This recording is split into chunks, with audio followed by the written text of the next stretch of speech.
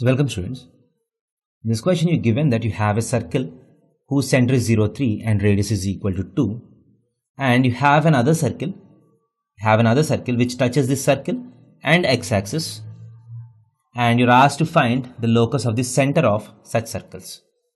So what is the locus of center of the circles which touch x-axis as well as the circle?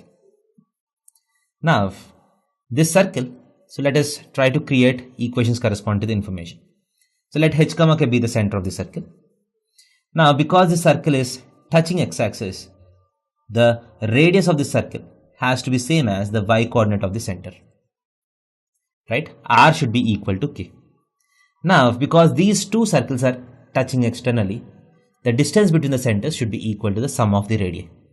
So what is the distance between the centers? H square plus k minus 3 whole square root of this should be equal to r1 plus r2. First r is k, the second radius is 2, that is k plus 2. So now we square it on both sides, you get h square plus k square minus 6k plus 9 is equal to k square plus 4 plus 4k. So this k square and k square gets cancelled. So you have effectively h square minus 10k plus 5 is equal to 0. So once you got the expression in h and k, you can replace h with x and k with y to get the locus. So x square is equal to 10y minus 5.